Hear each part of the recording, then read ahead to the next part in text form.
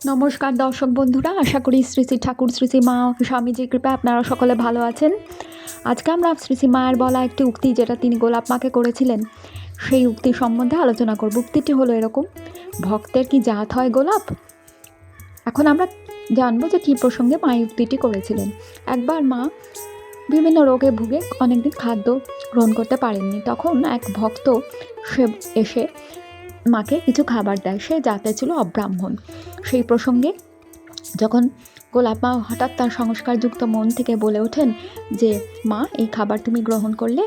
তার উত্তরে পূজনীয়া গোলাপ মা, যিনি শ্রীরামকৃষ্ণ সঙ্গের অন্যতম গুরুত্বপূর্ণ লীলা সঙ্গিনী, উচ্চকোটির সাধিকা, নিজেও ছিলেন গোলাপ মা, কিন্তু তিনি এই যখনই উক্তি করেন, মা তখনই কথা বলেন।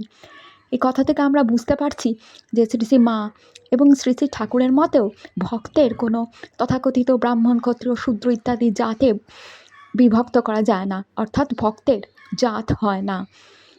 এটিই হলো ঠাকুর মা অভিমত।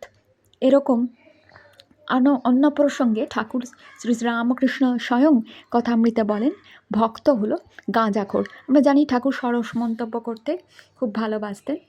তো গাঁজাখোর অর্থটি প্রচলিত অর্থে নিলে হবে না। গাঁজাখোর মানে হলো যারা একে অপরকে দেখে আনন্দ পায়। তো ভক্ত হলো গাঁজাখোরের জাত। ঠাকুরও শ্রী মায়ের মতোই একই উক্তি করেন। এবং আমরা জানি যে রামকৃষ্ণ কথা প্রাণা মা সেই একইভাবে পূজনীয়া গোলাপ মাকে সেই অবস্থায় বলে ওঠেন যে, ভক্তের কি কোনো জাত হয়?